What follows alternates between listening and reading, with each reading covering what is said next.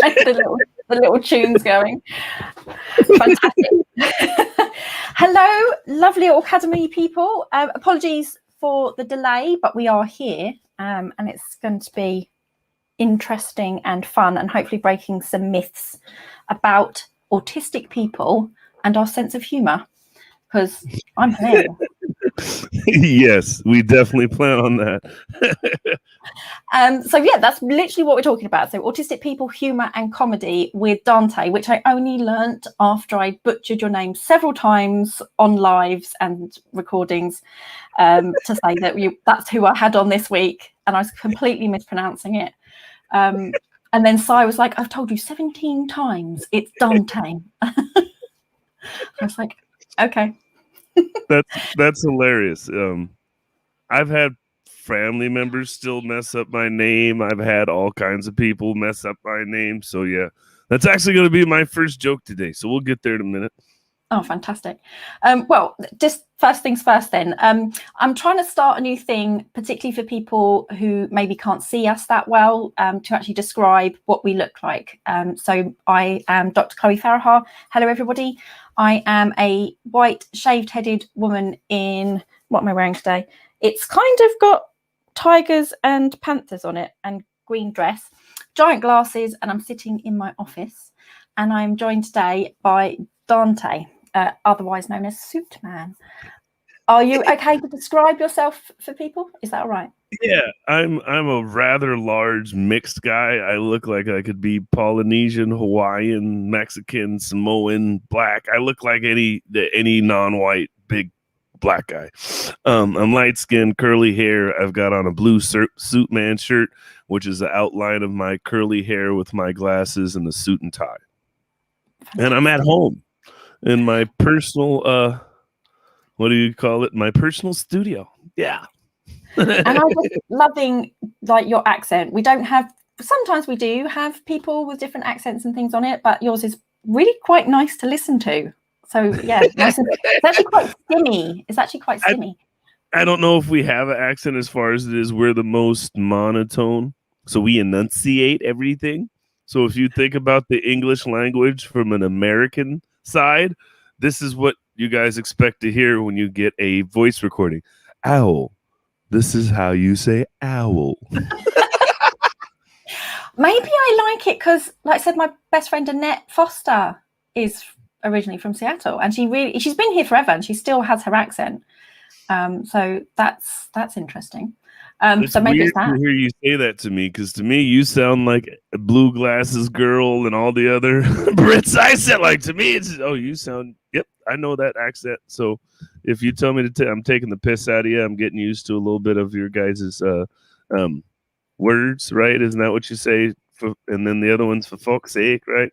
And I'm deaf, so I mimic people pretty well. So I've got that down. Somebody was like, "You sound Scottish. You don't sound."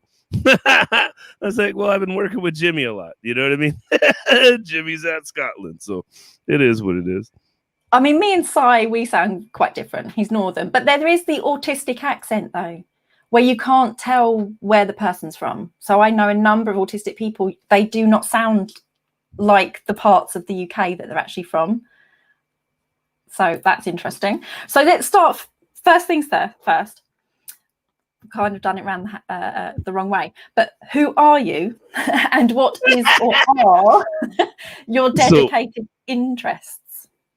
So I'm Suitman. I go by Suitman Productions. I'm Duante Barnett. I started comedy. I'm almost on my third year.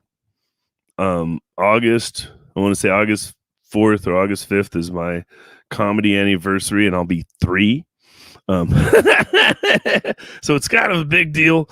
I produce shows in the States and online. I specialize in non-white cis male comedy shows.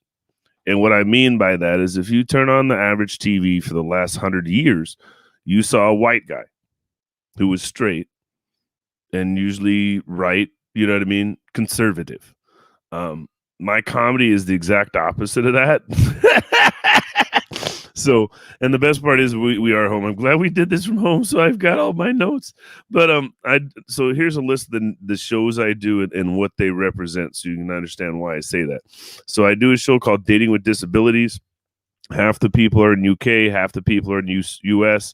Every member of the podcast has a disability, whether that be a physical or mental disability. And then some of us have both. I'm self-diagnosed Asperger's and partial deaf.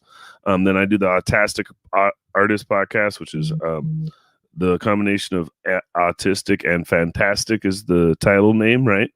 And we interview artists who are on the spectrum and talk about really their whole, like that's a gut-wrenching show, I'm going to say, because there's a big difference when you talk to somebody about pre-diagnosis as opposed to post-diagnosis. And so depending on how long they've went without a diagnosis, the anger and frustration part of the interview may last longer than others when they've been diagnosed their whole lives, if that makes any sense. And so it's just a little bit, it's definitely something that's given me my drive to keep doing a lot of things. And then my big show that I did that was different was Deaf Comedy Jam. Americans, maybe even some UK comedy fans may have heard of that. It's DEAF. We translate comedy for deaf people. So it's something totally different. The focus is trying to get people who are CODs, partial deaf, or even hearing to perform for a deaf audience, because if all I could watch was black comedians, that wouldn't be right, correct? And so most all deaf people get to watch are other deaf comedians. That and I went through a whole fight with the deaf community. They're like, there's only one deaf person on. I'm partial deaf, and then are you only supposed to watch deaf entertainment? Like, you can't want, like, come on now, like, think outside the box, right? You know what I mean? So it's trying to get people to think. And then when we talk about the shows, I've got Black and Proud, which is a Black and LGBTQ plus show. I do Mixed and Misidentified, the What Are You show. Every comedian's multiracial.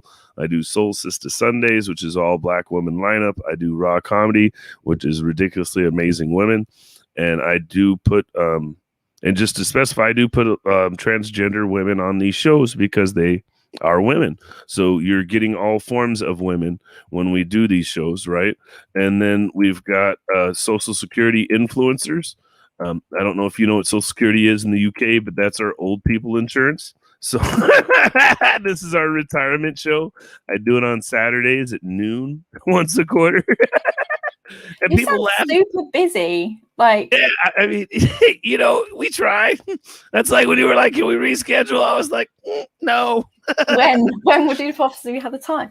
And right. I did ask as well, like, do you consider, so you said, I mean, obviously you use the term Asperger's. We tend to just refer to everybody's autistic, but do you consider that you might also have attention differences? So what would be classed as ADHD?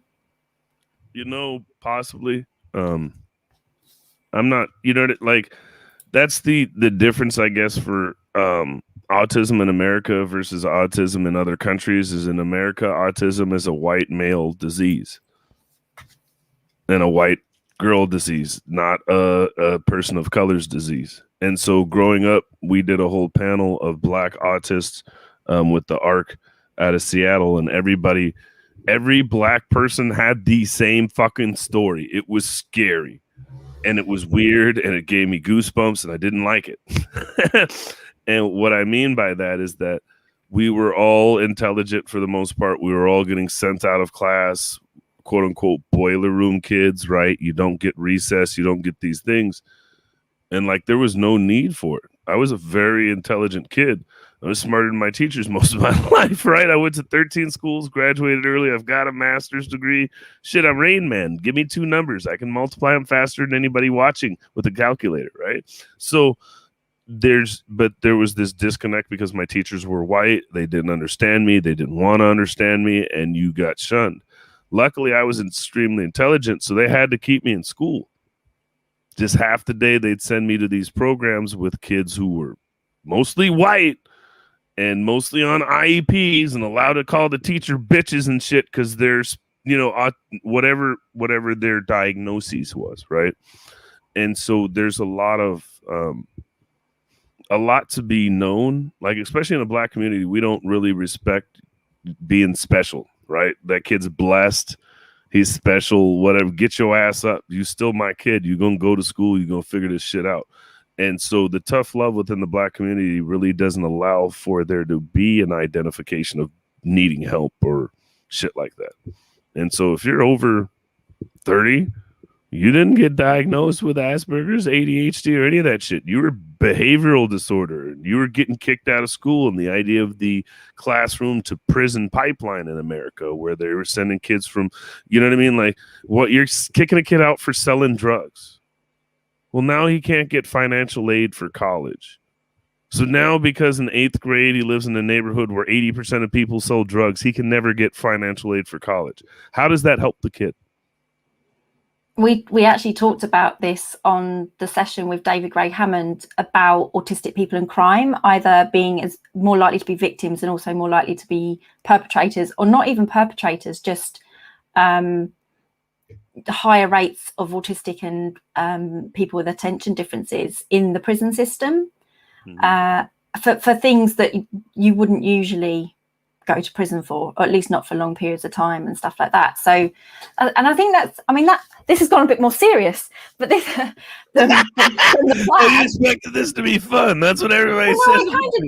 I mean, it's all really important and fascinating as well, because like I said, that's not necessarily something I'd considered, which is that still the use of the word Asperger's potentially more so in the US because of it being seen as a white boy's disease, in quotation marks, to be autistic. Is that, am I understanding that correctly?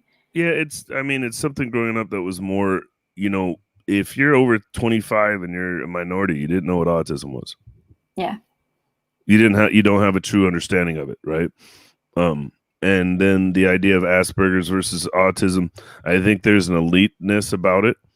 Not something that I have, but I see where the eliteness is of Asperger's. I think is more of a social drain on you and a lack of social awareness, but you're still going to seem normal to a lot of, you're just weird, right? Whereas I think full autism can be more debilitating in a lot of ways.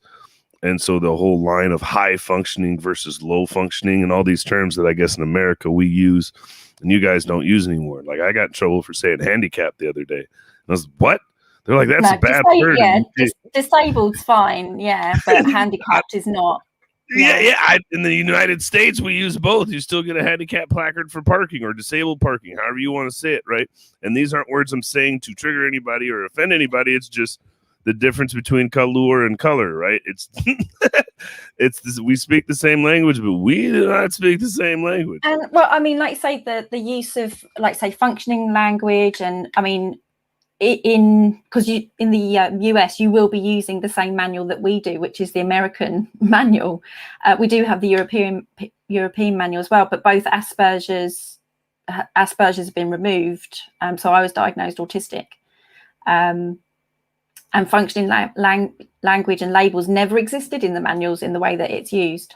So yeah, it's quite interesting that it still gets used when it shouldn't, basically. And that's the whole I've had that argument about like certain things like autism awareness versus autism acceptance. Like there's and I guess this is the biggest message I want to put out there to people when they hear me talk and they want to disagree with what I'm saying. We're all allies.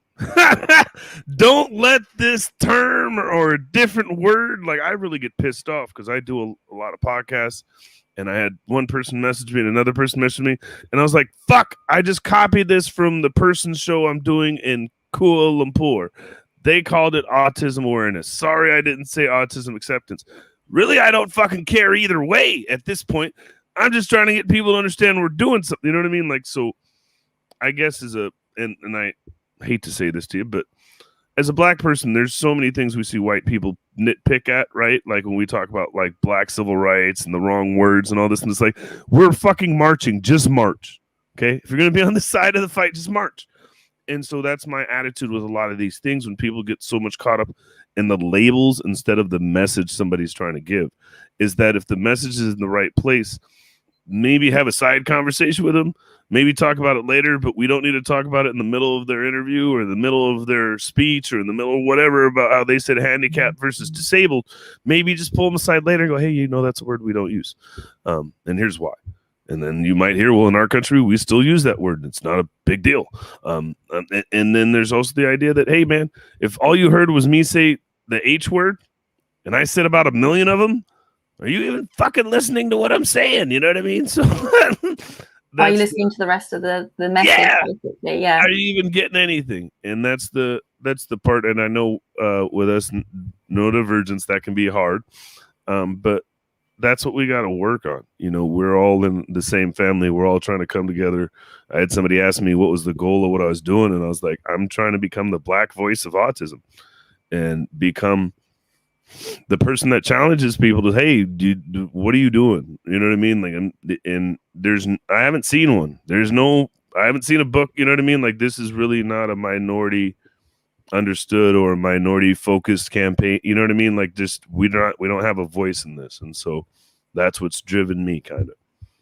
And I think there's some of that. I was having this conversation with somebody the other day, actually, another advocate, about like for Aucademy as well here, not wanting to be tokenistic and literally just bringing on people, but wanting to represent the diversity of our community, but not in a tokenistic way. So like hoping that Black autistics or autistic people of color and so on would be interested in coming on and discussing whatever is important and an important topic, without it being, like you say, tokenistic and stuff, so that we can all come together. Exactly. And that's hard. It's hard when you're breaking the ground. It's hard when you're expanding. And if you're doing it and booking us, then you shouldn't be the one that feels bad. But it is hard, though, because I feel like what you just said, that where do we find those individuals? And again, without being tokenistic, that's always my worry as well. I don't want it to be that way. So I'm kind of glad when Si was like, we've got this amazing autistic comedian, can we invite them on? I was like, yeah, that sounds great. The best part for you now is me and I know like 7 of us. So, and I'm building a group of POC artists, right? I think that's my next goal, right? And so that's what I'm doing. That's what I'm championing right now, is really knowing who's autistic and Black, who's autistic and Asian, who's a minority who's autistic, so we can talk about these things. Because I'm finding most of us, like Rachel Dunbar out of Brooklyn, New York, or I should say Boston, Massachusetts, she does a whole set about how her foster mother didn't tell her till she was 30 that she was autistic. And like that really fucked with her. And obviously it fucks with her now, right? And I can see why, but that would really, you know what I mean? Like, how do you not tell your child? How do you not? And I've had some students that I support in my numerous hats. We had 2 students from India, and one of them, was working out, could they go through an assessment and all this kind of thing. That's why they were coming to us, to work out if they were autistic and to then hopefully go for an assessment. Went back to their family to let them know they were looking for assessment, and the family said, we had you diagnosed when you were a child, we just never told you. And she was so angry because it hid so much of that chance to understand herself and connect to other autistic people. And so she was just really angry and hurt, because she was like, I feel similar. So like I went to 11 different schools, and I remember my dad slipping up and telling me I went to the R-word school at John Rogers, and how I was in special ed, and I almost, if I didn't get my shit together, this, that, and the other. They never told me I was diagnosed with anything, though. Do you get what I mean? I never was told this was why I was the way I was, or this is why I was talking shit to teachers in the 2nd grade and telling them they're stupid and how they messed up. And, it was watching the show Big Bang. Have you ever watched that? I am a Black Sheldon. And they don't say... I'm the female version. They don't... Do we just become best friends? I know. I've literally been accused of being the female version of Sheldon a few years back. I like Sheldon. He's the only nice character on there. No, for me, it's not I'm still an athlete. Like I make a joke about being a jock nerd, so I'm half nerd, half jock. So I'm still athletic and I'm huge. So there are some parts of Sheldon that don't come out. But as far as my silver tongue and my talking shit and my logical, my new joke I'm trying to write is, and this won't ruin my set, so I'll just tell it. I was riding with my buddy on a road trip to Boise, and he had asked me what autism was like and being Asperger's, and I couldn't explain it to him. And then we drove past the license plate, and it had alphanumeric options with only 4 options. And I said to him, that's a little under 1.69 million options for that license plate. And he says, what? I said, yeah, because there's 10 numeric and 26 alpha, which is 36, and 36 squared is 1216 or 1296, and 1296 squared is a little bit under 1.69 million. And he's just like, okay. And everybody following at home, that's the math. I'm not lying to you. You know what I mean? So it's a little under 1.69 million. And he just looked at me like, are you fucking like kidding me? And no, I do this all the fucking time. While I'm driving, I calculate what speed I want to go so I can know what time I'm getting there on long road trips. Math is good for a lot of fucking things.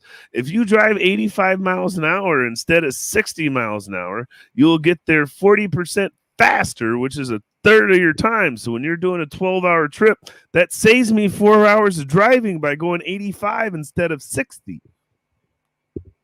And I'm terrible at maths, just to show the diversity of our community. Yeah, I'm a human calculator. And so it's just different. People really don't grasp like the social issues we have. It's not always what we appear, because I've been masking and coding my life. And that's another part that we don't talk about, especially being mixed. That's the crazy one, is because not only are you masking your skills, but you're coding depending on where you go. Should I be blacker? Should I be whiter? Should I do this? And then I'm also trying not to be this, because I describe it as I'm an anorexic white girl on the inside. That's my emotional state. I just look like this on the outside, right? But on the inside, I'm like, oh my God, is she going to call me? Oh my God, I ate 2 muffins. I shouldn't have had 2 muffins.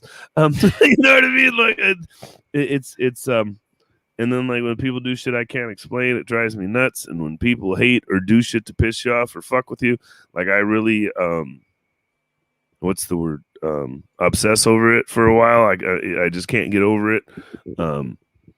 And I'm really not good at talking to women like Raj. I really don't know how to walk up to a girl and be, hey, you're cute. What's your number? Like, what's up? No, that is not happening at all. Right? So there's a ton of or at things. least make an attempt, and then it's just really, really bad. Because that's what I would be like. I would be just really terrible. And I would like, because I was on Tinder for about 3 months, probably not even that, a few years back, and that was it. For Tinder, but I wouldn't wait for like the guy to message me. I would message them, but I would message them like not hello or how you doing. I would message if you were shrunk to the size of a Lego person and placed in an inoperable blender, how would you get out? Like, I wanted to know, right? If they came back with something really boring or just really obvious or confusion, I'd be like, yeah, we're not gonna gel. There's not gonna be no interest if you can't answer this question in an interesting way. That's hilarious. I had game. It was great.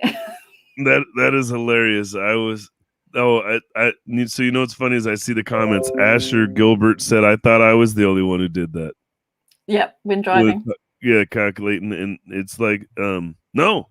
And then we talked about some of the other things, like I guess people who are autistic have affinity for dinosaurs. I love dinosaurs. I wanted to be a dinosaur. I can tell you about all the dinosaurs. You know what I mean? And my kids are the same way. Like I can tell Kalia May is autistic. She's just like me. She's a ball of energy. She doesn't want to hear no. She's always like wanting to challenge. Like, why not? Why can't I do that? Like, why? And like there's an article that talks about how there's a higher level of people who are trans and LGBTQ because they're on the spectrum. And to me, it logically makes sense. And I want people to hear me when I say this. I have a pretty good way of noticing without knowing when other people are special. And somebody said, well, why is that? And I said, because I feel like I notice when people are acting logical instead of social.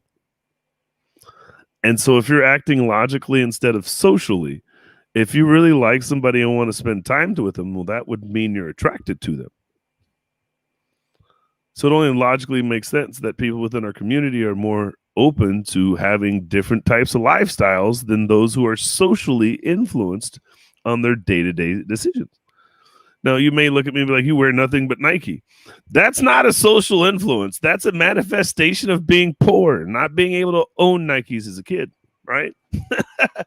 I go by Suitman. I can show you on my camera. I've got like 60 different shirts and 140 different ties.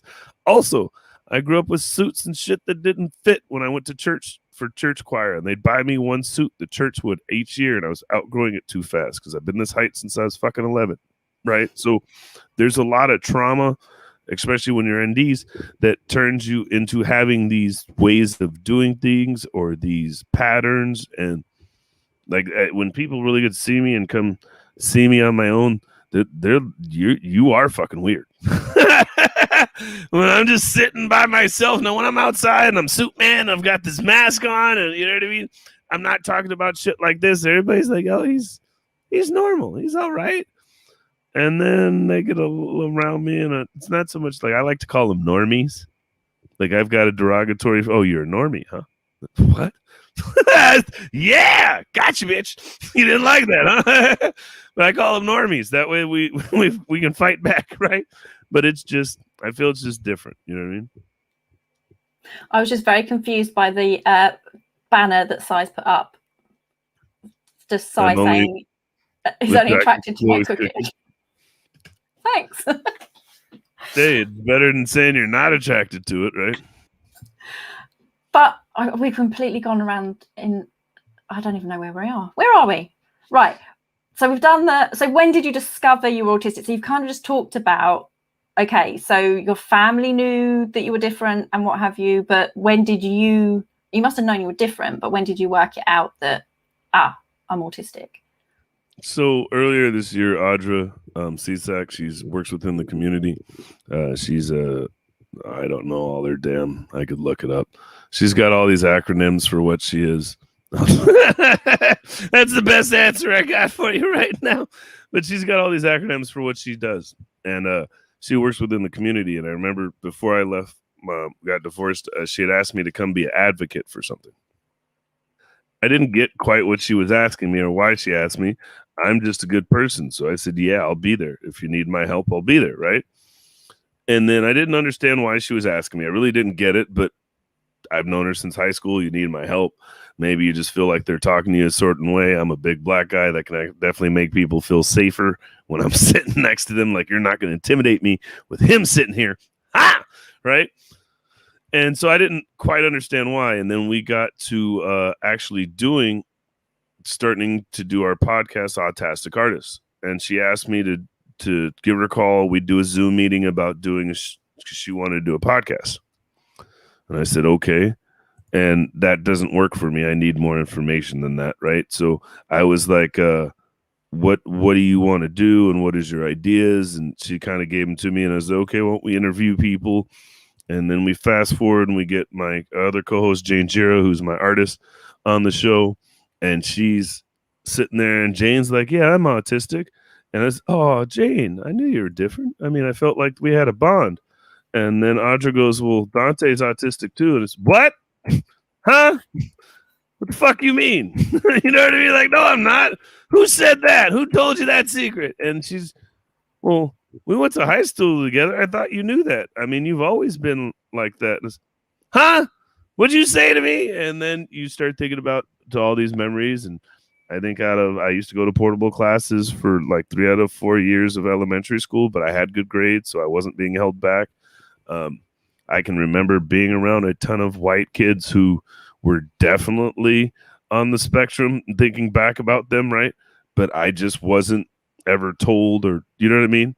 And then the other part was, I'm 6 foot. I've been 6 foot since I was like 11. So I don't know if they wanted me to, like I could have turned into a very angry kid if I was not, you know what I mean? And so I don't think they wanted to tell me I was a little different. So I've been self-diagnosed for the last about year. But I did an interview with the ARC out here, which is the Autism Resource Center of King County. And within 5 minutes of the interview, the guy was like, yeah, you're good. Can we put you on a one of our panels? Sure. All right. I haven't told you all my story yet. We'll listen to the rest of your story, but you're good. And I says, oh, okay. I didn't know if that was a good thing or an insult. You know what I mean? Like I sounded special already after 5 minutes. You couldn't listen to everything I said before you made that decision, you asshole. Fine. All right. Like, but we can pick each other out as well. Like I do like that basically it sounds like people around you were like, yeah, he's autistic. How's he not know? That's like our Tigger, who only realized he was autistic last year and he's in his 50s. And he'd been working with autistic people for years and he only twigged last year. And I was like, everyone around him knew. They thought he knew, but he hadn't worked it out. And that's what I went through. So I've got my little tiny thing about what we're hoping to talk about after a set from you. So I'm going to kind of disappear if you need me on the screen, if that's helpful. But my face doesn't convey emotion much. So I don't know if that will actually just distract you more. So before you do your set, I've got basically what we're hoping we would like to discuss as well today is the myth that autistic people have no sense of humor. Now, I know I'm hilarious. So that's just it needs to be in the bin. Is there difference? And I think there is in our humor. So, for instance, I've seen autistic performers whose material was definitely for like a neurotypical audience and really didn't work for an autistic audience when they tried it. Like they were so used to doing the what you would class as the normies circuit, right? And their jokes were not made. It was an autistic person making jokes for a neurotypical audience. And when they came to an arts festival, an autistic arts festival, it kind of fell flat. Like the autistic people, we felt uncomfortable. We were like, this isn't as funny as you think it is. And then I've seen performers whose material was not trying to be like neuronormative or like you say for normies. So autistic people connected with it better. Like they found it funny and they liked the logic in the jokes as well and all that kind of stuff. Right. So that I do think we do have a different sense of humor. And I think that's quite an interesting thing that maybe we can like try and pick apart. But if you're happy and ready to go, I will disappear. All right, let's do this. Is that all right? Do you want me to stay on the screen or are you okay without me? You're fine. I can go. I'm pretty good at just talking. You know, it's my black kicks in. I just start running in my mouth. We'll be all right. Okay. Take it away. So my name's Duante. It's spelled all fucked up though. It's Duante. So I get everything from Duante to Duant. I even get Dwayne every once in a while, like the T silent and shit. The worst part for me, though, is when I go to a new job or the doctor's office, people really have the balls to ask me if I spell my name right. Yeah, like I didn't graduate kindergarten and shit, but I figured out my name's too ethnic for my resume. I've got a master's degree, and the only calls I get for jobs are like liquor store manager, garbage man, shit like that. So I decided to go by my middle name, right? It's Edward. Yeah, the calls got way better. I got calls for like management, IT, financials. But there's one problem. We get to the interview and they're looking for an Edward. And they got a Dante, if you know what I'm saying. And even worse than that, like I'm pretty sure a lot of white people think, you know, minorities are the only ones with messed up names. That's not true. I went to the doctor's office. I read the girl's name tag. It was Ganell. So I told her, that's a beautiful way to spell Janelle. She was like, no, sir. My name's Ganell. Yeah, like a lot of you out there. I was like, so anal with a G? And she's like, no, that's inappropriate. And I was like, bitch, I'm just trying to remember your name. Shit. You know what I'm saying? Like, God. But being mixed is weird because, like, people mistake my culture. Like last week, I had a lady come up to me and go, aren't you one of those Samoas? And I was like, no, ma'am. I'm not a Girl Scout cookie. And if I am a cultural cookie, I'm actually a Oreo. Get it right. You know what I'm saying? Unfortunately, it would be a double stuffed Oreo these days, thanks to COVID. But the other hard part about being mixed is, like, you know, people don't always know who you are or what you are. And, like, I had a Mexican person come up to me speaking Spanish. And I was like, I ain't no Mexican. Everybody's like, that's racist. And I was, no, it's not. Because when I told them I was black, they didn't want to talk to me anyway. So you tell me who's the real racist. Shit. And then, like, I try to fight stereotypes. I actually used to be an IT teacher, but I don't quite fit the description. So, like, my first week of class, my white students would heckle me. They'd say stuff like, you know, the floor's been swept. The garbage has been taken out. But don't worry. I found a way to get back at them. Since I have a master's degree, I tell all my white students to call me master. Yeah, that's your Black History joke of the month. A little late, just like us. And if there's any white people out there that are like, I didn't like that joke, it's unsavory. Well, let me give you a history lesson. We didn't like it either. And if you can't tell by now, I'm not really made for an office job. Yeah. Everybody in Seattle's all like passive aggressive. And I'm more like aggressive. Yeah. Like, I'm not going to do a subliminal Facebook post or anything like that or email the boss. I'll just catch you by the Keurig and punch you in the throat. And even worse than that, like working an office job, you always get a project with somebody you hate. And one time I got a project with Bob. Bob's a racist. Bob hates me. I hate him. Somebody was like, well, what are you going to do about that project? I was like, I'm not doing shit. And they're like, well, aren't you worried about getting fired? I was like, no, I'm the affirmative action hire. Bob better figure that shit out. Shit. That might be part of why Bob's mad, right? Totally different qualifications, but same pay. Fuck Bob. But the other bad part about having an office job is, like, we always do a potluck. And I hate that shit because I always got white coworkers who want to make ethnic dishes for me. And I'm like, I don't do that shit to you guys. I don't bring green bean casserole or stovetop stuffing to the event. You know what I mean?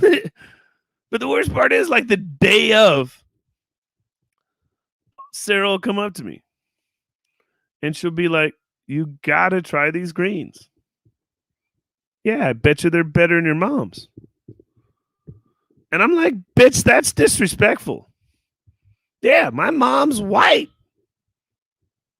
And for those of you not laughing, white guys didn't start dating black women until after Michelle Obama. That's when they seem friendlier for some reason. I don't know. But it was weird because, like, at my last job, instead of joining like the old man gang of the office, you know, the old guys group, usually they're old white guys. They take the company credit card, go get drinks, and they're sexist, racist, all that. My last job, I decided to join lady gang of the office, hang out with the ladies. And so Kelly comes up to me and she's like, next week's pledge week. It's pledge week? I was in a frat. Let's fucking do this. You know what I mean? So I come in Monday and she's like, grab your Starbucks cup, bitch. Meet me at the car. I was like, okay. We get there. She's like, it's Mimosa Monday. Champagne and orange juice, bitches. Now, I don't really drink. You know what I'm saying? So I come in Tuesday and I'm hungover.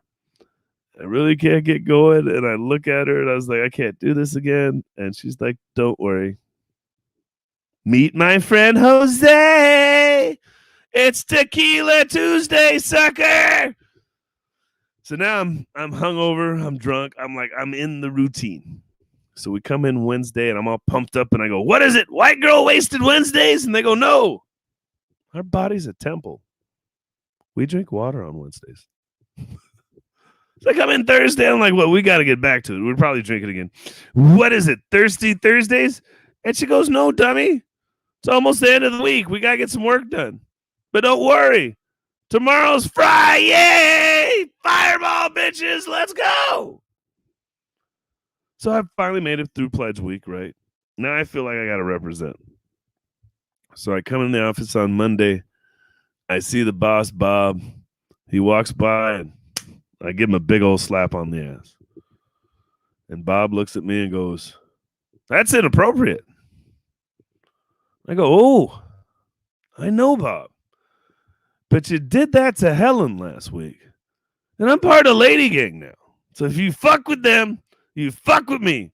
Lady Gang, bitches! Yeah. The guys at the office don't like me. But for whatever reason, the white elephant's been a whole lot more intriguing. I get candles and incense and shit. It's fucking awesome. If you can join Lady Gang, I definitely recommend it. You know what I mean? But it's weird because I'm actually a jock nerd. I know a lot of you probably don't know what that means. That means in high school, not only was I the football captain, but I was also a peer mediator. Yeah, so that means in high school, after I bullied you for your lunch money, we had to have a talk about why you didn't bring me enough.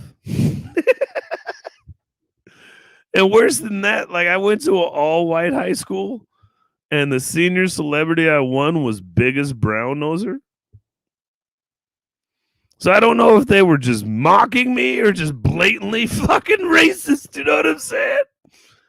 And I'm from West Seattle. I'm pretty sure a lot of you don't know this, but that's actually a Crip neighborhood. And I like to keep it gangster in everything I do, but I'm also a nerd. So when I play Magic the Gathering, I only play with a blue deck. Yeah, BK all day, bitches. Fuck your goblins, fuck your dwarves. It's all about water elements and air elementals. And the funny part is I had a Mexican friend who loved playing Magic too. And I couldn't figure out why. And he told me he had a green deck. And I was still perplexed. And he said that way he had a green card wherever he went. I was like, God damn it, you sneaky son of a bitch. But it's funny for me. Like, I think about things. And, like, I'm getting older now. And it was weird because I remember Chloe was talking about being on Tinder. And I recently divorced and I tried to get on Tinder. And I put on there how I like to listen to oldies. And I play cribbage. And I play pinochle. And I was getting all these matches. And these women were trying to hook me up with their grandmas. And this is fucked up. But then I thought about it. I was like, this might not work out. You know, one big bang, one big check. Checking out grandma and not checking her back in. You know what I'm saying? Got to make this money somehow. But it's funny because that had me thinking about the term cougar. Because cougars usually apply to old white women, right? And so I thought about it, I was like, why don't we give a term to all the women's, right? So I was like, we can call old black women, we can call them pumas. East Indian women, we can call them Bengal tigers. And Asian women, we'll just call them snow leopards, right? Whole geographical lesson on the feline families. But the funny part for me is I didn't want to be sexist, right? So I asked them a question. I was like, what do you call old black guys? They're like, that's simple. We call them sugar daddies. I was like, oh, I've heard of that before. I was like, okay, well, what do you call old white guys? She was like, well, we call them Hollywood directors. Whoa, right? So then I was like, well, what do you call old mixed guys? Because I'm mixed. And she was like, that's simple. We call you guys circus lions. Circus lions? She was like, yeah, if you can't tell, you got a Baldwin mane, You only know a trick or two and your ball sag. And I was like, fuck you, give me my drink back. Get the hell out of here. You know what I mean? But it's different. I watched that Black Panther movie, right? And I was so proud of us finally having a black superhero. And then I was like, well, what if all superheroes were black, right? Like, think about it. What if Aquaman was black, right? Like, he wouldn't even be Aquaman no more. Because we know black people don't swim. He just be yells from the beach man. You know what I'm saying? And then on top of it, we don't save white people anyway. So he'd just be standing there like, you should have read the sign. I can't even read. It's a pictograph. It says shark. You should have read the sign. And I thought about, like, what if the Incredible Hulk was black? He wouldn't even be Bruce Banner anymore.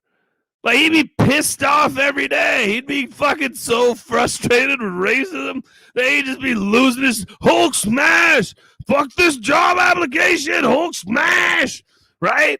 Like, this white lady just walked by. I walked by her car, she locked the doors.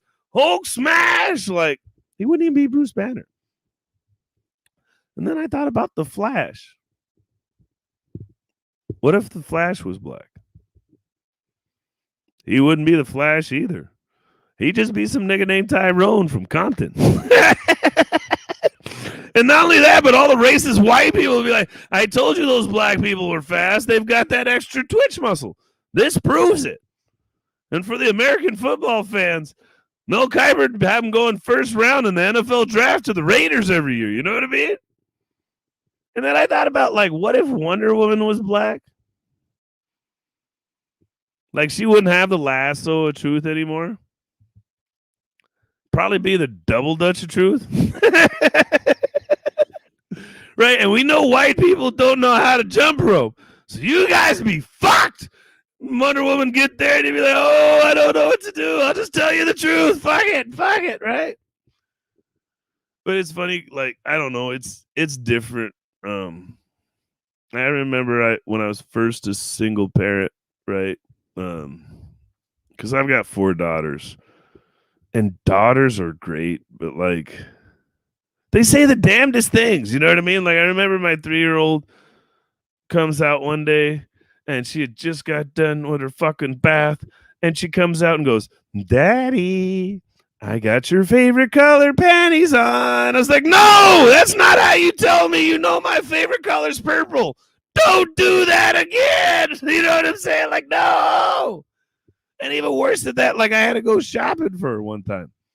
And I'm at the store and I'm walking around and I'm like, looking. And I'm walking around and I'm looking. And finally the person comes up to me and goes, sir, can I help you?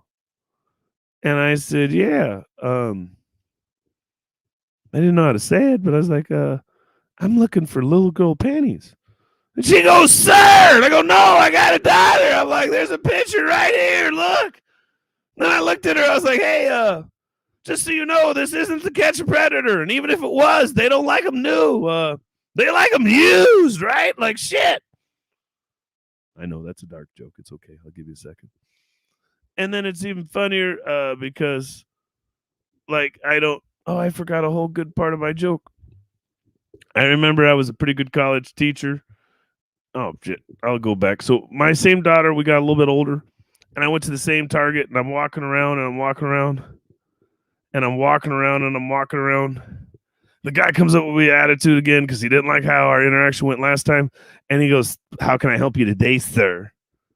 I was like, it's simple. My daughter hit puberty. I'm looking for some pads. And she goes, He goes, that's easy too. Same house condoms. And I was like, fucker, I got 5 kids. I don't know where those are at either. You know what I mean? Like, this isn't the Where's Waldo of contraceptive. Just tell me what fucking aisle. You know what I'm saying? Like, shit. And then I'll go back to this when I was a pretty good college teacher. And I remember people used to always ask me, like, why don't you teach, like, high school or middle school or elementary school? And I was like, there's one reason. Yeah, it's quite simple. I like to fuck my students, and that's kind of frowned upon at those other institutions. You know what I mean? Like, shit. And everybody always gets mad, and I'm like, look, they're community college students. They need extra credit to graduate. Fuck you guys. Don't yell at me. You know what I'm saying? Like, shit. But it's funny because, like, I go by Suitman Productions, and a lot of people go, well, what kind of shows you do? And I do a show called Def Comedy Jam. And a lot of people always go, I've heard of that. And I'm like, no, you haven't. It's DEAF. We translate comedy for deaf people. Everybody always gets a little chuckle about that. And the worst part is I got trolled by the deaf community about this, right? Because people always got to complain about what you're doing. I don't care what it fucking is, right?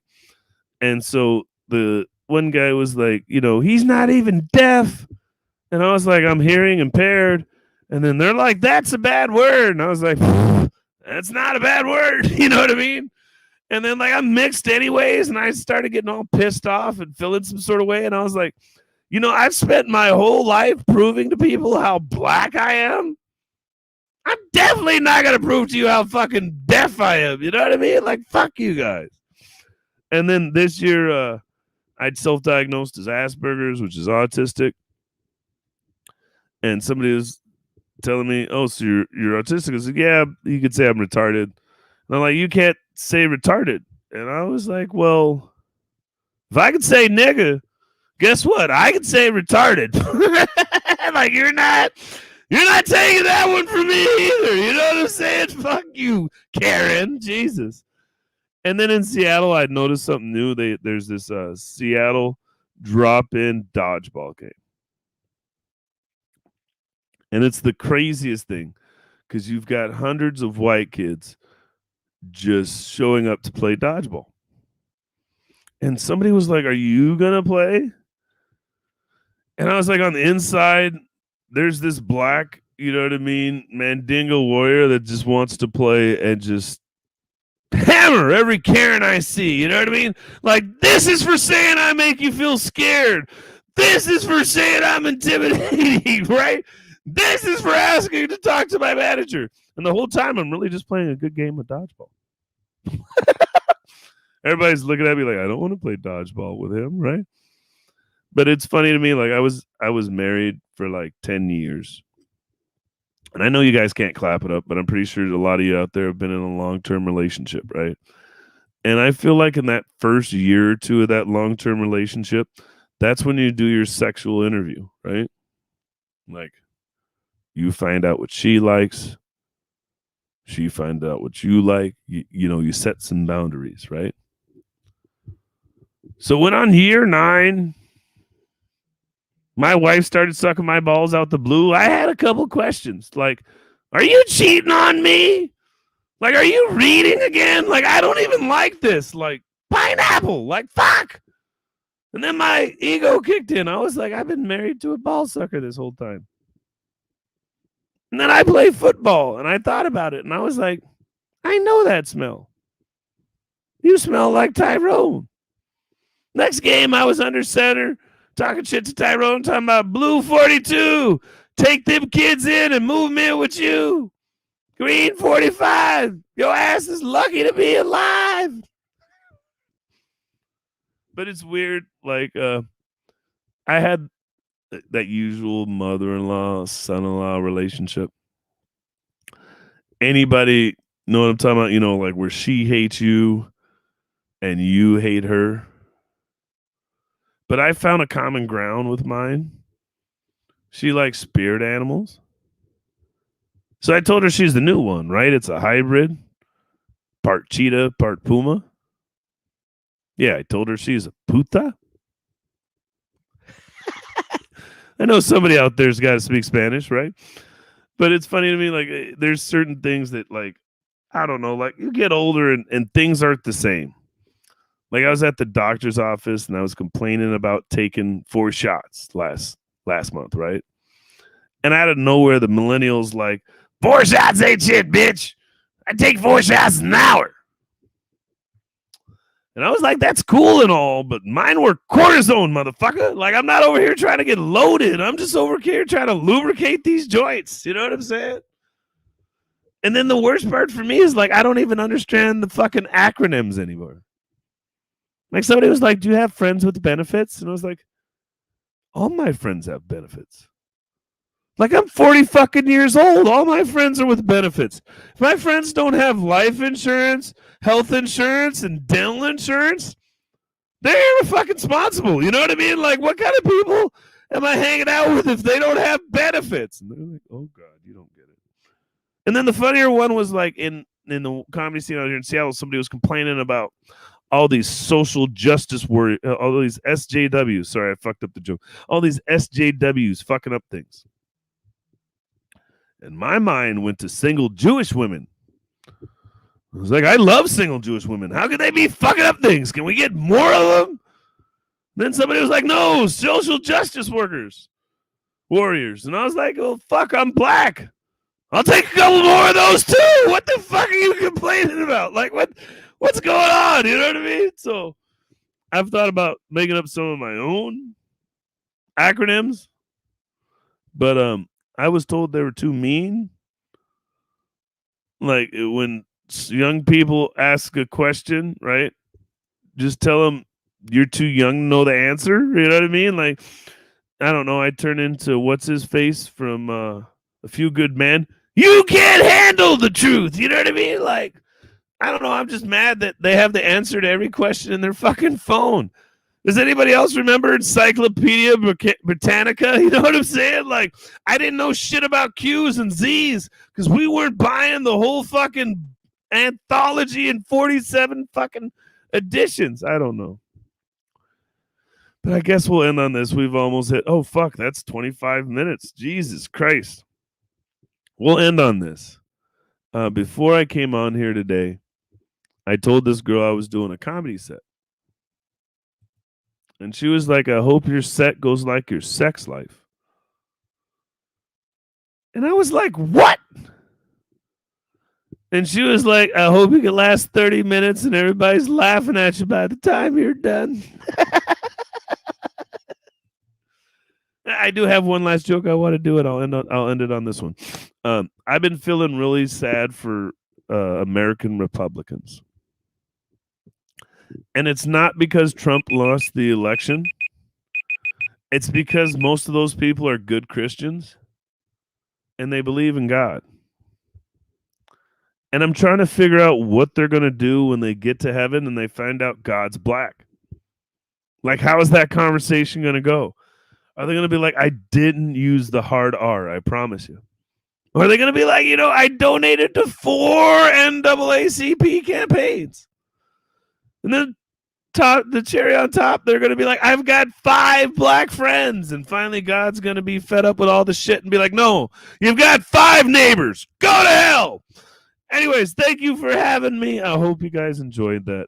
Hopefully, Chloe will be coming back any minute. There she is. She's got to unmute herself. I have. Oh. Fantastic. Thank you so much. I was just thinking, I played Blue for Magic the Gathering as well. It's blue. It has to be blue. It has to be blue. Yeah. And yeah, I also had a strange, my actual birth name, which nobody could pronounce. And I changed it when I was 15 and then legally when I was in my 30s. Names are difficult.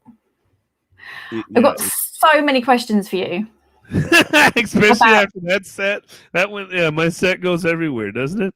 Well, no, but I mean specifically as well, because I asked a number of our modmins if they had any particular questions they would like to ask an autistic comedian.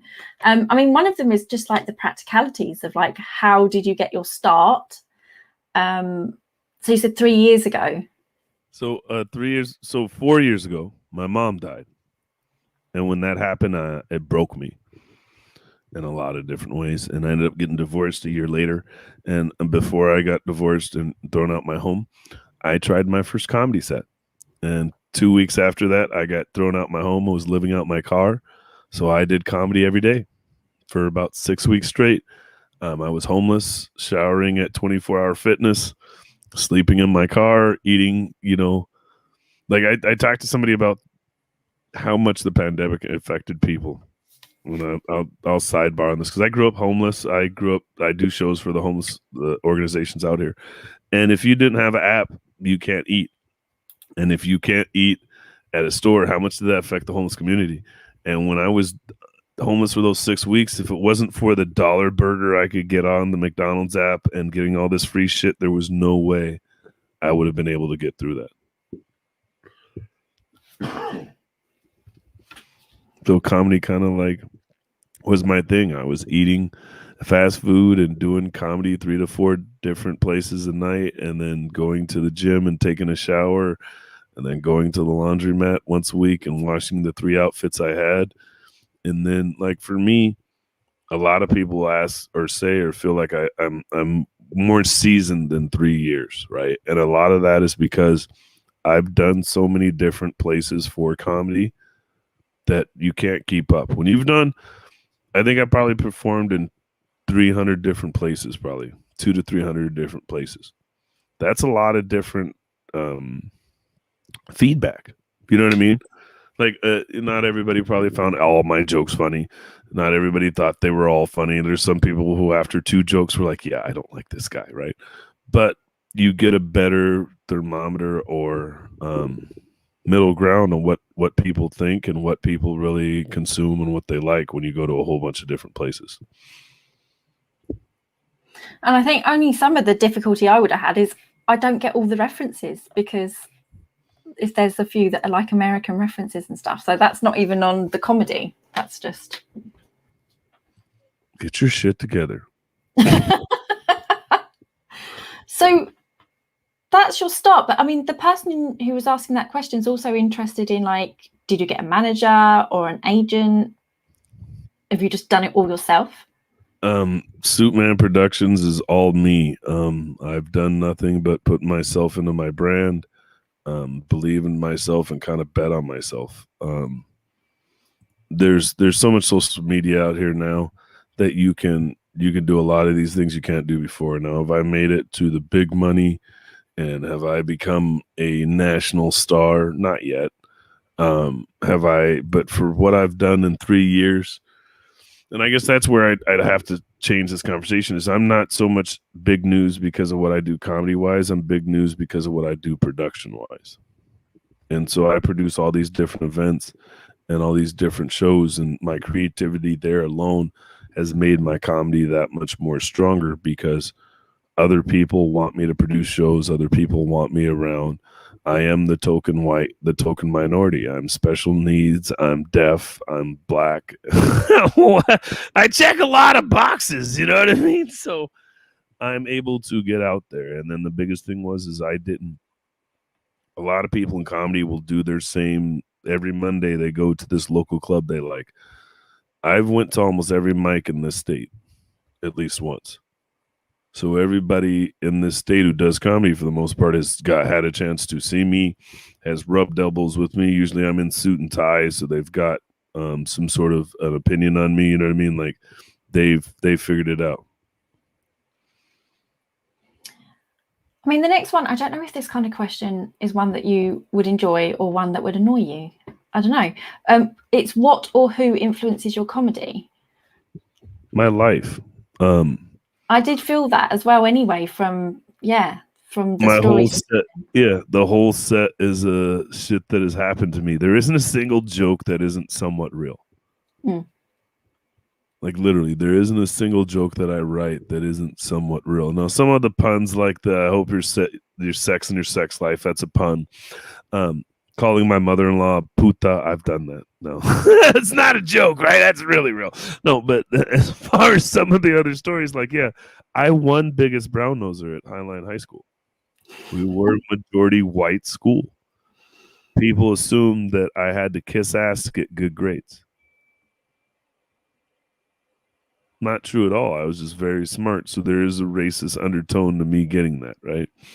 My name's Duante. I get Duante, Dwayne. I think you admitted you've called me all of those before, so I corrected you, right? So, right, there's no, and I think that's where your most successful comedians and because this is what I've been told by most people, is your most successful comedians are the ones that are able to be authentic. and I can make jokes about my Mexican friend or my Asian friend or all these different things because it's a friend. It's we, not them.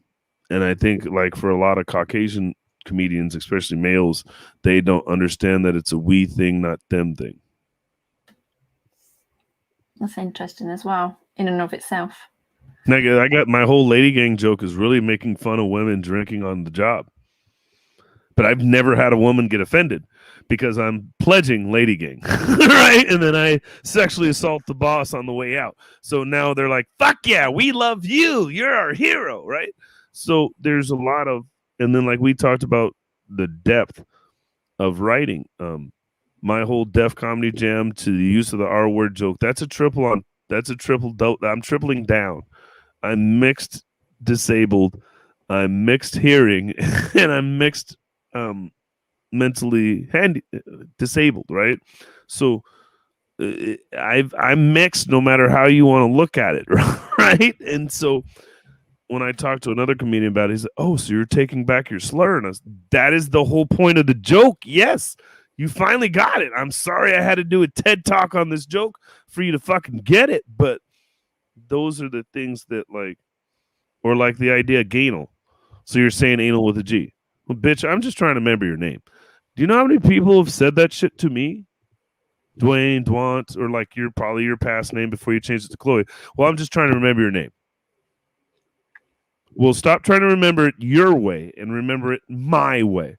And the best was when a black person saw me after doing the gainal joke. Was like, oh, I loved how you said that to that white bitch. And I was like, actually, I didn't get to say that to her. I thought it, but it sounds good. The true story is I was married at the time and we were at a prenatal appointment for the baby. And I came out and I said, oh, GA, that's a beautiful way to spell Janelle. And she said, no, my name's Gainal. And I started laughing. And before I could say anything, my ex-wife pinched me and told me to go sit down.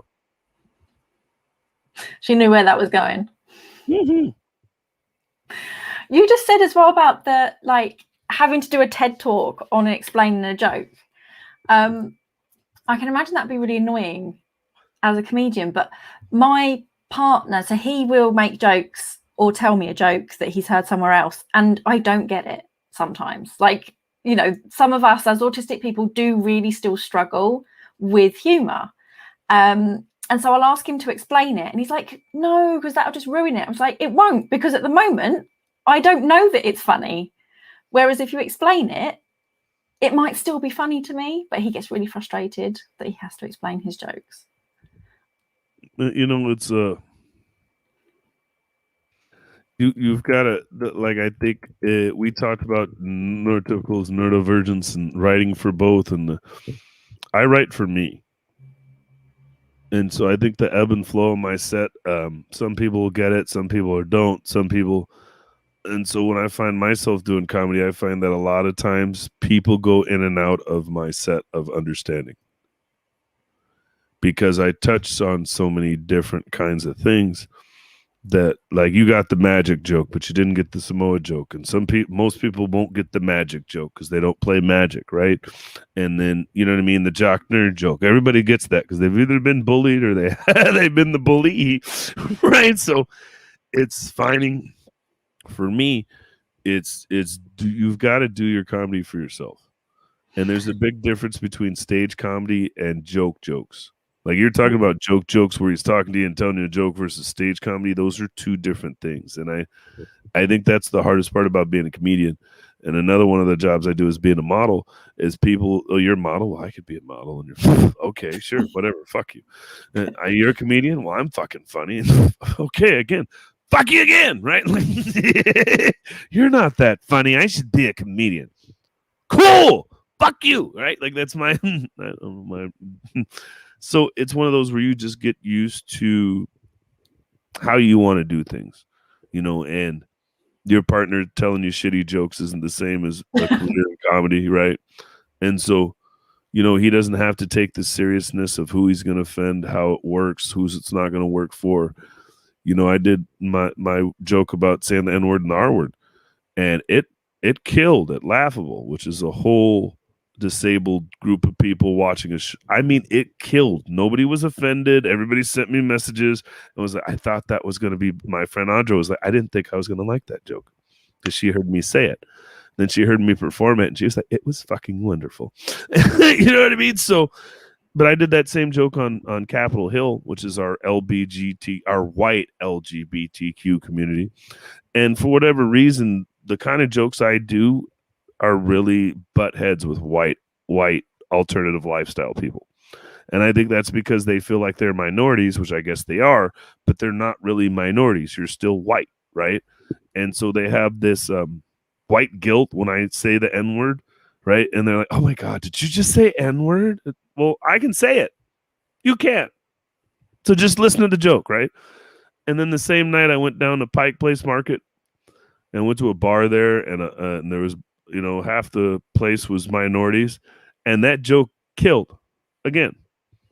So you've got to remember, if you're being a real comedian, and I'm not insulting your partner, if he wants to do shitty jokes, I'm not saying you can't do shitty jokes, but when you're a real comedian, right, you've got to commit to either yourself or the crowd. And if you commit to doing jokes for the crowd, you're going to end up hating yourself, because some crowds are going to like you and some crowds aren't. And if you're committed, a little black cat, that was perfect timing. And if you're committed to yourself, right, then the idea that you've been heard and that you've been able to perform will be enough when you do your jokes. I like this idea of, like you say, about the authenticity. Like, you're just being authentic to yourself, because otherwise you're just going to be killing yourself trying to fit each of the audiences that you might be in front of, right? Exactly. And I think that's some of the issues that I've had, where I've seen, neurodivergent people, and they are trying to make something for a specific audience, and it really doesn't work a lot of the time. If they're, like, say, predominantly got neurodivergent people in front of them, we kind of just feel mocked by somebody we know, if that makes sense. Yeah, well, no, so when I see, fuck it, I'll say their name. I don't fucking care. Fuck them. There's a comedian out here named Barunji. He's an African dude. And I feel like he's a fucking sellout because he makes fun of being African all the time. And you should be proud of that. That shouldn't be a joke. These white people aren't laughing with you. They're laughing at you. And you can laugh at me on some of the jokes I do. That's fine. But if your whole set is self-deprecating and it's racial self-deprecating, you're not doing anybody a favor.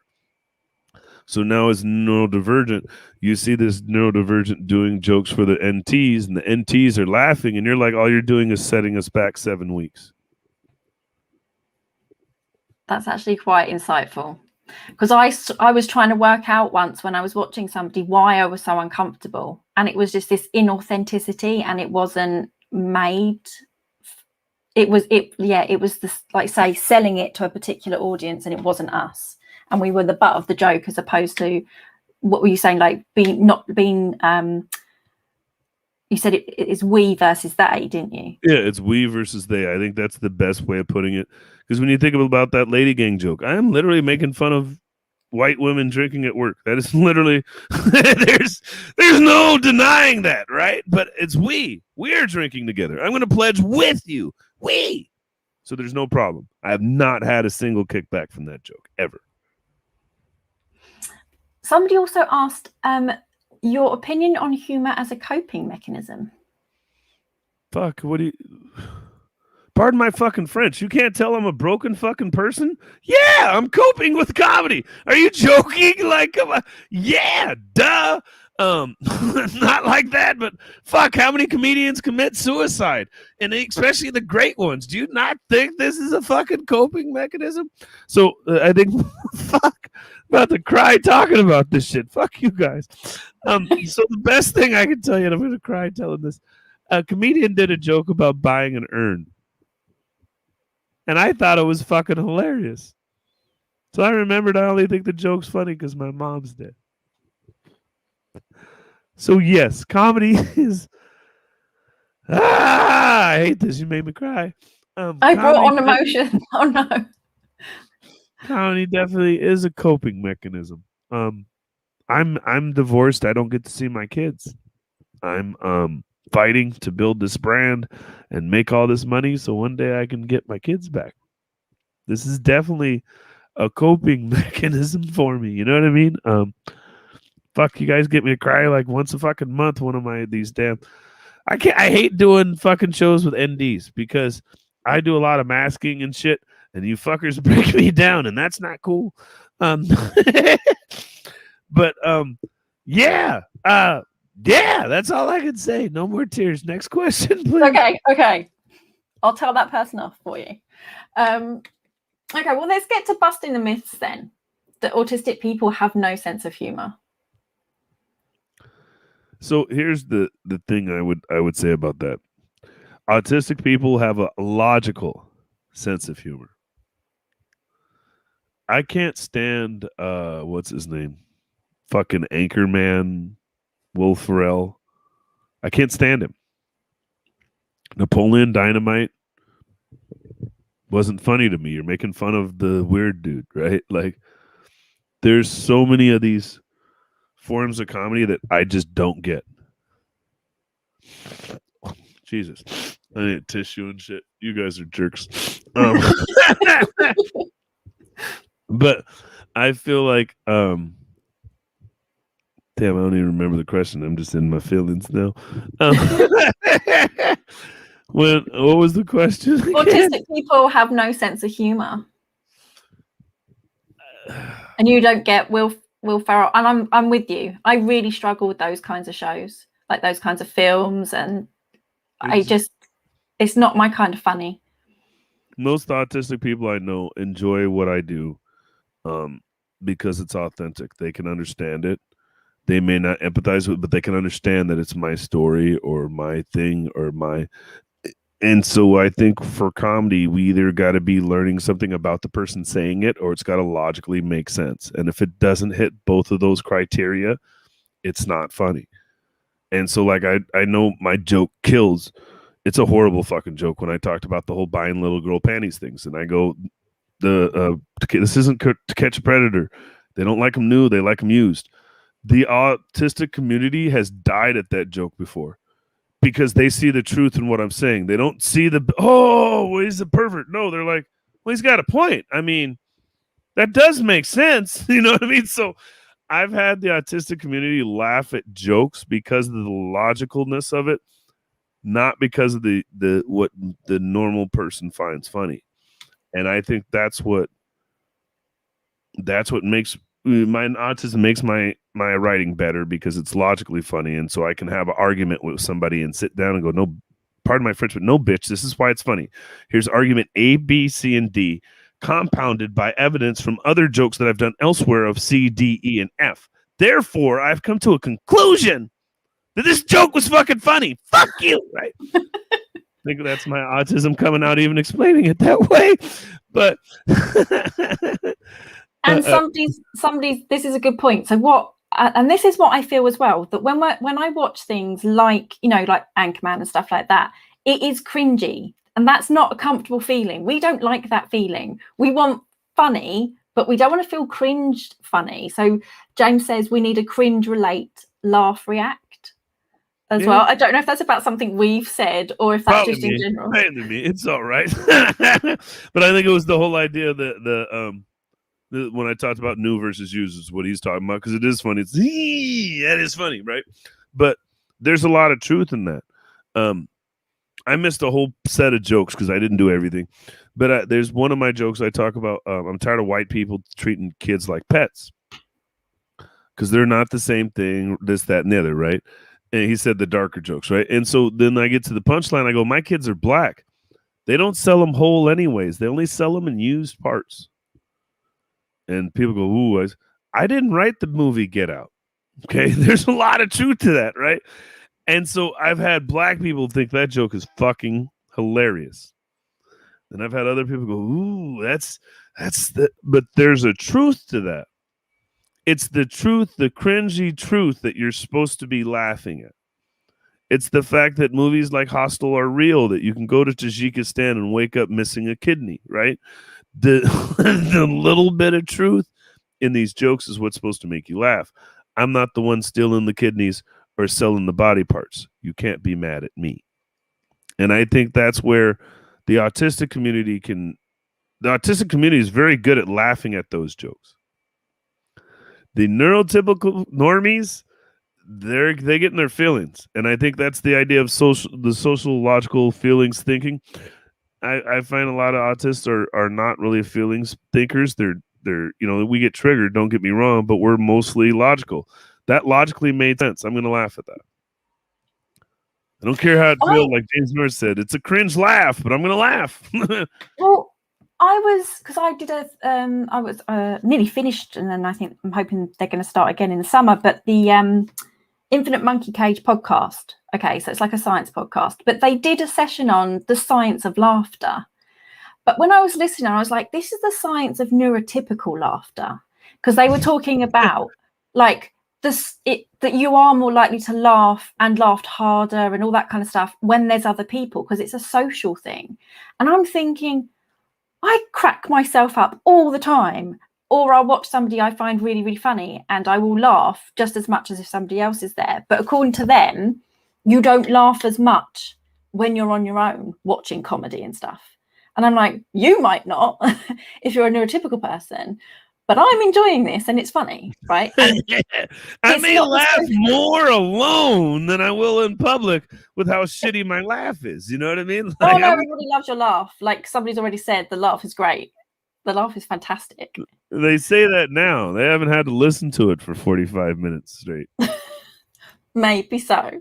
And I think I had this note as well, which was that I get accused of being funny all the time, but it's when I'm not trying to be funny. So it's like my natural misunderstanding things, or the way I'll say something is funny. But if I'm trying to tell a joke or something like that, I am not funny. So SJW is not a joke. That really happened.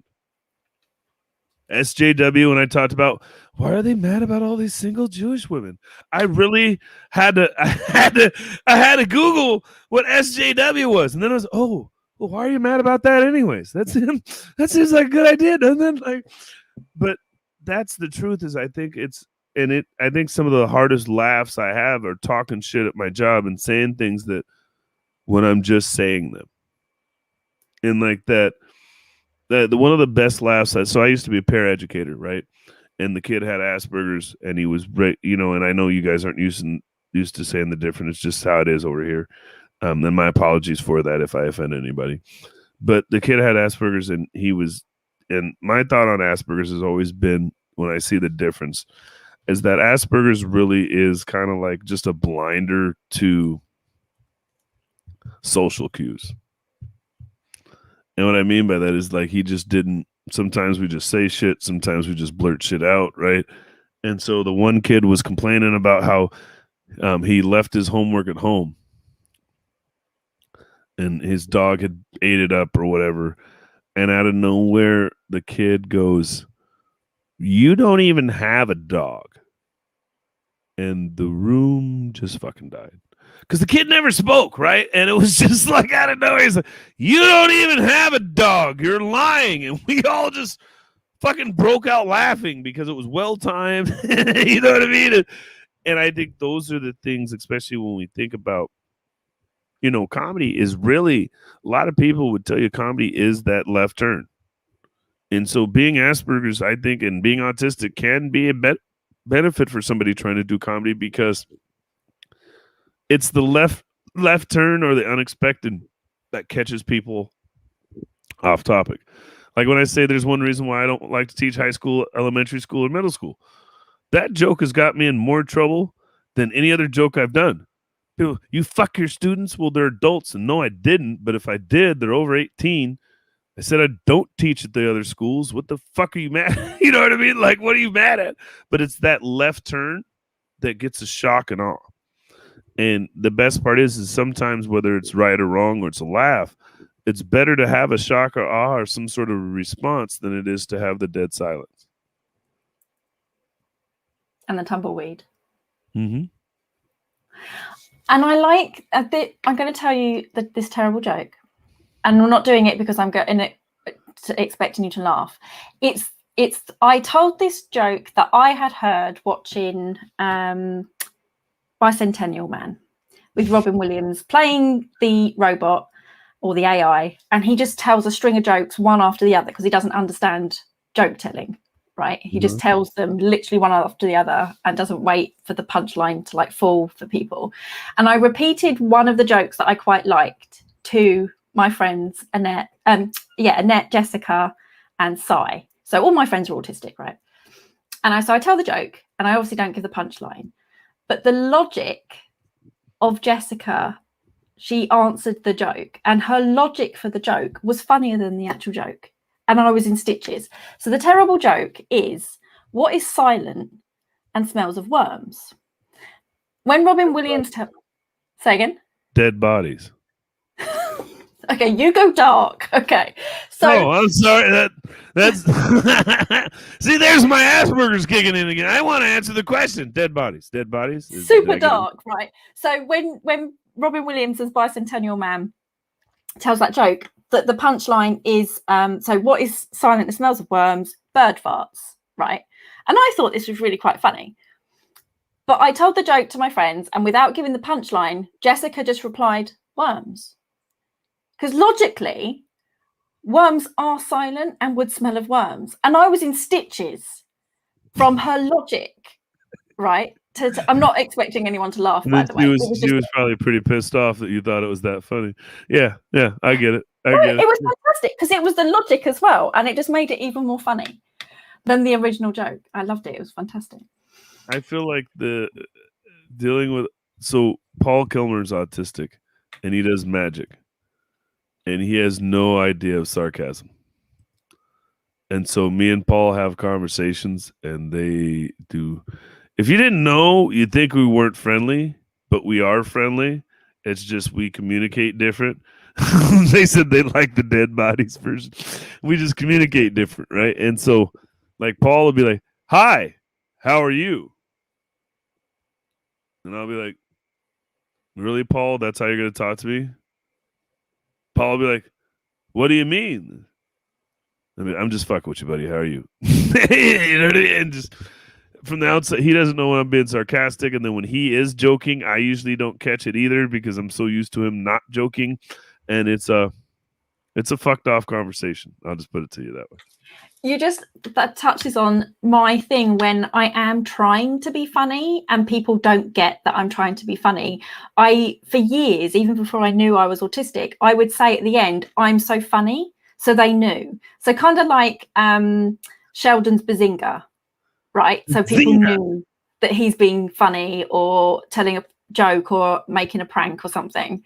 So yeah, having to make people aware that I'm being funny. But at least yours is a bit more obvious that you're trying to be funny. Sometimes. Sometimes, not all the time. Have you ever thought about something that I found really interesting, which is the beauty of autistic people finding things funny after like weeks, months, or years? Like if you find it funny at one point, you'll still find it funny, if not more so later. Is that cool? I've found that we like on our group from our podcast, we're all autistic for the most part. Most of us are. And we have a hell of a laugh when we recall things. Like when we talk shit about what happened on a previous show or what we're going through, it really tickles our fancy. And to me, I think it's like, I think I talked about on our show, like when we do autistic artists, the first half of the show is usually really dark because people are complaining about life before autism. And then once you become autistic, you find this group of people that you fit in with. And I'll reference what I said earlier. I feel like autism is like Crohn's disease. And for those who have Crohn's disease, you know that you could have the shits, you could have the runs, you could have pain, you cannot eat stuff, you could have bleeding. There's a ton of shit you could have, but either way, quote unquote, not to laugh, it's a pain in the ass. Right? But autism, same thing, right? We're all weird. We're not all weird in the same way. We're not all triggered in the same way, but we all have our triggers. We all have our inconsistencies, and we're not normal. And so we all know whether or not we're the same, we're very similar. And I think it's that network or that camaraderie that when you find people And then I talked about this. There's also the bad groups of people. And I only bring this up because I hate the pity parties. I can't do pity parties. And what I mean by that is, and I almost corrected somebody. So I met somebody at one of the mics I did the other night, and he was talking about how he was a para, and one of the kids always, first thing he says is, I'm autistic, and that shouldn't be a barrier, and you've got to stop using that as an excuse, and you're so much more than that. And I was so close to telling him, don't ever fucking talk to that kid like that.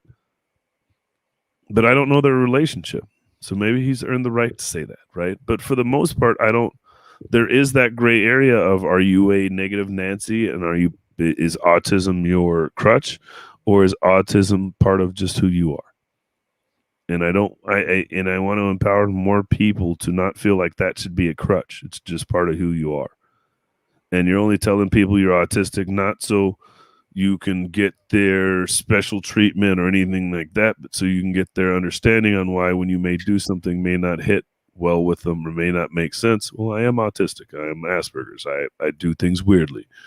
Something doesn't need to make sense. Ask me why I'm doing it. I'll tell you.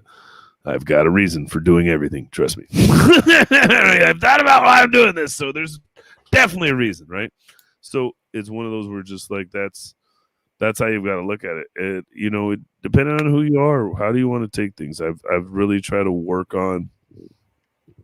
Like I told you, I was mad. I still am mad about when people want to get into the vocabulary argument with somebody of what words they do or don't use.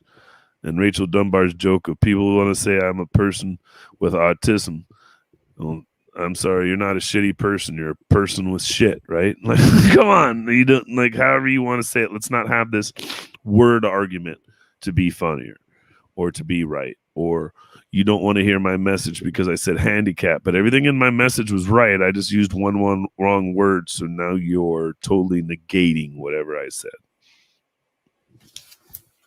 And I think, like you said, there's so many things caught up in that as well, like why the narratives are, like you say, the narrative is very different or quite different in America. I mean, we're still not necessarily a good place in the UK, but yeah, just different narratives, but maybe trying for the same goal. Yeah. Asher likes person with shit. Shout out to Rachel Dunbar out of Boston, Massachusetts. That is her joke, her line. Not stealing it. I just like it. And to be clear, that's literally probably the only time that I have ever sworn on Aucademy. And it's not me swearing. I'm just repeating somebody else. Oh, I made you swear. Oh, yeah. I like this.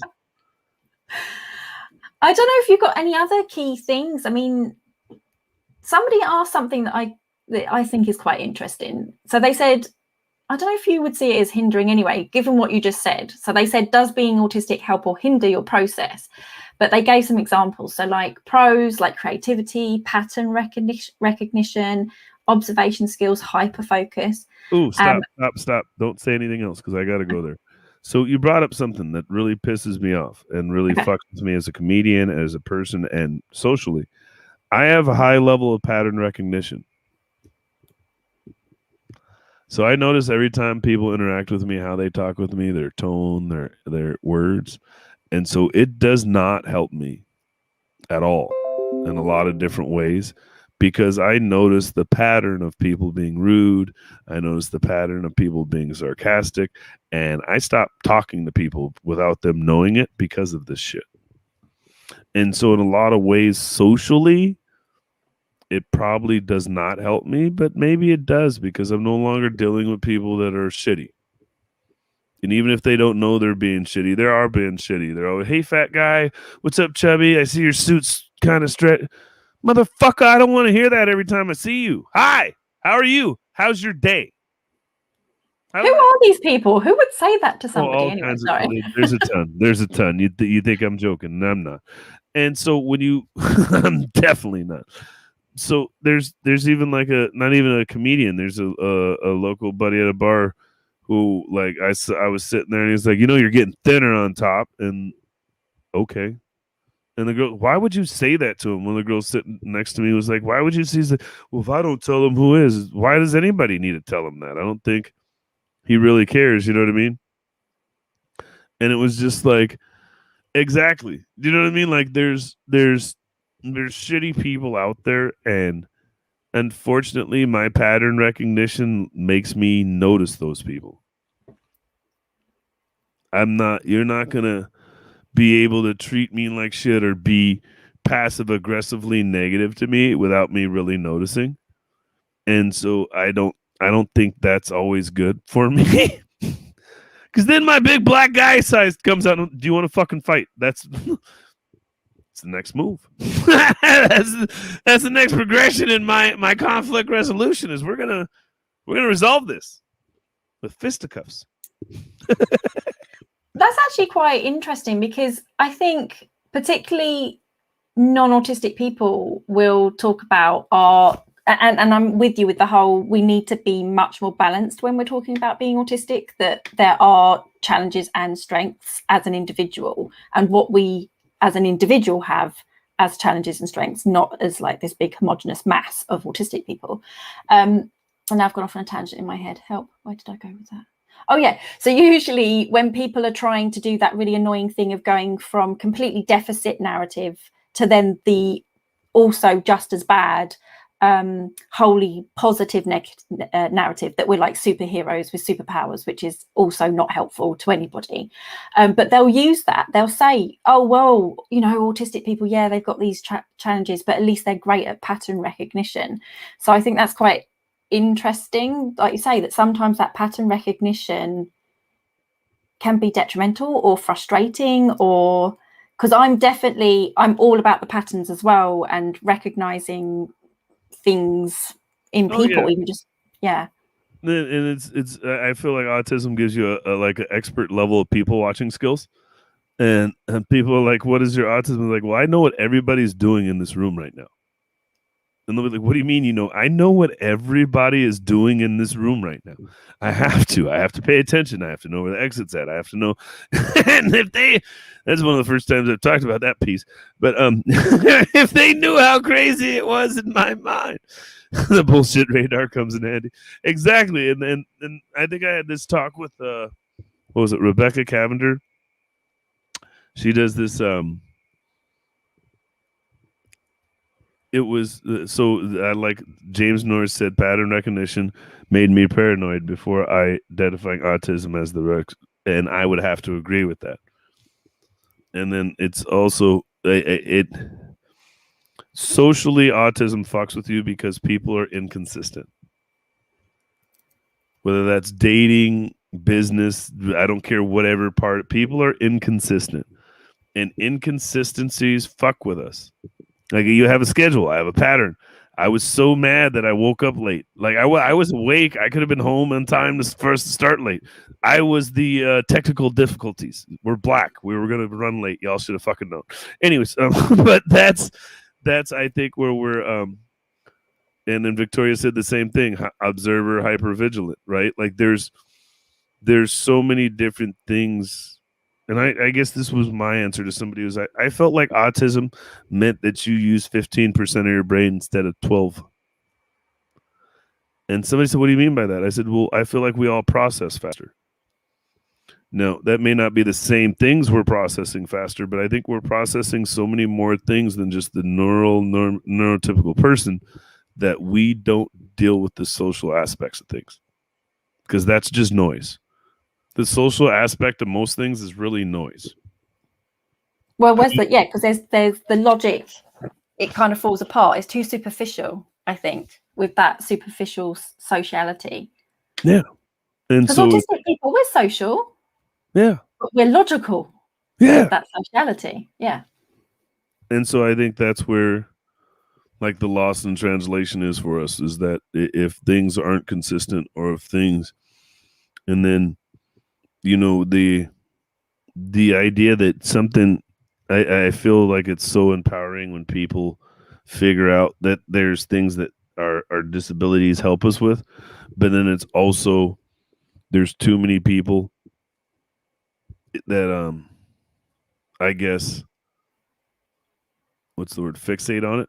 Like, I'm not this, or I'm not that. Okay, we'll get around people that are okay with you being that way, right? get around people who, you know what I mean? Just, I don't know how to put it, like, are understanding or empathetic or any of those different things.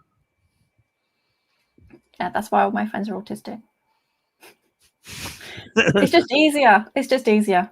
So much easier. I mean, yeah, that pattern recognition. I was just thinking, I after I'd only been dating Louis for a few months, and I remember looking at him, and he wasn't saying anything. I said, "Why are you thinking about cats?" And he's like, "What? How do you know I'm thinking about cats, you witch? Get out of my head." And it's just pattern recognition. It's just recognizing.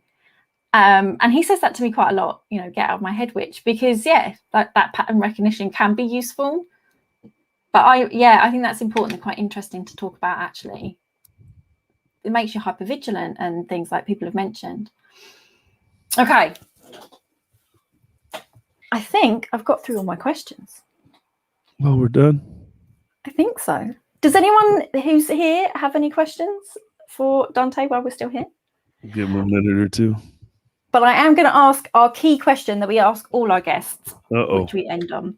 It's a lovely one, hopefully. It is, what is your favourite stim? I don't know if I have a stim. You're a human being. All human beings stim. I mean, I guess if you're not paying attention, how do you know you're stimming? I shake my legs sometimes. Smoke a lot of weed. That is my favorite stimming, is getting high. A lot of people would say, well, how's that stimming? Well, it calms me down. It gets me in. I don't know if I have a stim activity. What about this one then? What is your favorite dinosaur? You came back to our question. My favorite dinosaur is the Stegosaurus, man. It's just weird. It's like a plant-eating badass. Like, you can't really eat a Stegosaurus. It's got plates on its back. It's got the whip tail. You know what I mean? Like, it's cool. It's got armor. That or Ankylosaurus, the other one that's got the shorter one that's more just armor, like an armadillo with a clubbed. Yeah, I know a lot about dinosaurs. We'll stop. That's a Asher whole agrees. Good choice though about your choice of dinosaur. What'd you say? Asher in the comment section thinks that your choice of dinosaur is a good one. I see somebody asked, "What's did I learn any sign language for Deaf Comedy Jam?" So no, I hired an interpreter to do the interpretation. We also had cart captioning, which is where they take the words and then they throw them on the screen for you, right? And then I know a couple, like, this is to clap, thank you, stop. Then I know the usuals, you know, the middle finger, the bird, as we like to call him, right? But outside of that, no, I didn't really. Damn it, James, you got me feeling bad. I should. You know, I got so much shit going on. When I finally make it and I'm not having to work a 9 to 5, then I'll take the time to learn ASL. I mean, so we do this quite a lot, particularly when we had our Autism Arts Festival. So obviously, given the different sorts of productions that you're doing, is there a lot of like deaf clapping for the audience instead of horrible sensory onslaught of being clapped at? So I've only done Deaf Comedy Jam once. We're doing it again in October this year in Boise. I did it once before the pandemic, but it was the weirdest fucking thing. Because have you ever got 2 laughs for 1 joke? That's fucking weird. Because the hearing people would hear you and they'd laugh, and then the lady would translate it and then they'd laugh, and then most deaf people have horrible fucking laughs. And so the one guy's laugh was, ah, ah, ah. So after about the 3rd comedian, I went out there. I was like, who's the guy out here going, ah, ah, ah? And he raised his hand, and I was like, I'm going to need some more money. I've been hearing you all fucking show, dude. I've been. So it's just different. And then it was weird because we had like 50 people in there, and it was dead fucking quiet. And as a hearing person, you don't think about those things. And then I had went around to the local businesses, to the Columbia Theater, to give them a heads up that a whole bunch of deaf people were coming, and they didn't know what that meant. But by the end of the night, they all had a special story to tell me about how they interacted with the deaf customers, right? Because they come in and they got their piece of paper and they're ready to write, and so it was just. And then like when somebody lost their shit, because deaf people don't scream, they usually don't unless they know you. So they were trying to, and they were waving and trying to get my attention. And I looked at them. They're like, "You're the guy." And I was, "Yeah, you're the guy. You're why we're here." And I was, "Yeah." They're just so it's and if you can't tell, it puts a smile on my face. But it's different. Even like doing autistic artists, dating with disabilities. Most of these shows have a niche group of people who are underrepresented and feel like they're not loved. And so when I'm able to do these things and feel that love from them, it makes everything worth it. And like it definitely confuses, like say we had 2 autistic performers. So one would class themselves as a stand-up comedian, the other one classes herself as a stand-up poet, and she's fantastic. And I can really see myself in her stories as well, which, like you say, that authenticity and then connecting to people. So one of those was the one that you can tell makes their performance is really not for the autistic audience. It's not, it just doesn't feel comfortable. Whereas the other, the stand-up poet, it's really authentic and it's fantastic. But the one who was used to doing like the neurotypical circuits felt really weird because we were an autistic audience and we don't clap. We do deaf clapping because it's too sensory overwhelming. And he felt really, uncomfortable because he was expecting that feedback and didn't get it. But yeah, it's kind of what we go with. Have you seen the comment in the comment section? I've seen a couple of them. It's niche, not niche. Whatever. You say tomato, I say tomato. Fuck you, Damon. And then, yes, if you go to my YouTube, so I've got about 40 million hits on YouTube. I do this thing called cut videos. Some of you people may have seen them where they guess your educational level. They guess whether you're high or not or any of those things. I've been on a ton of them. And they call me the Black Seth Rogen. Yes, they do. I've heard that before. Yeah.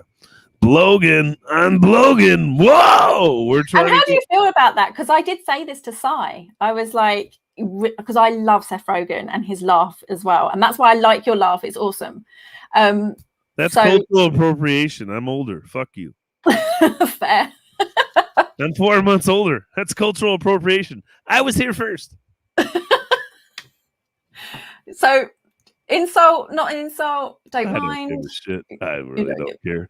If more people, I haven't been using it enough to say that I'm Black Seth Rogen. I haven't really been taking advantage of some of these tractions and things I get. So it's just, it is what it is. You know what I mean? Like I'm doing so many different things that if I really focused them all together, my star would rise a little faster. But I also like the fact that all these pots are cooking in their own place.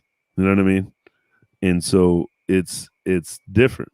It's I'm starting to model. I'm starting to get into some acting and modeling gigs. I'm doing stuff with the autistic community and doing more of this stuff and outreach, right? It's just different. A lot of people are so focused on the now instead of the process. And I'm very process oriented. And so I believe that all these things will help you one day. You just let them simmer. When people ask me how Aucademy came about, I can't tell them. So at least you've got a process. I just wing it. Fake it till you make it, right? Just doing things that I enjoy, I think, as well, which is important. So Asher does say, so technically Seth Rogen sounds like you. So that's good. Yes. Okay. So thank you ever so much. And thank you, lovely, lovely people who are have attended Aucademy today. And now I need to remind myself what we've got next week. What have we got next week? Oh, next week. Okay, we have got the importance of interests for autistic people and their well-being. So about our dedicated interests. And this young person is fascinating. She's 18 and she's incredibly knowledgeable about Queen, stereoscopic photography, and Gorillaz the band. And so we had a fantastic discussion about how dedicated interests for us are so much more than just autistic special interests. So hopefully we'll see you all next week. Thank you, lovely, lovely people. Bye, everyone. Bye. Toodles.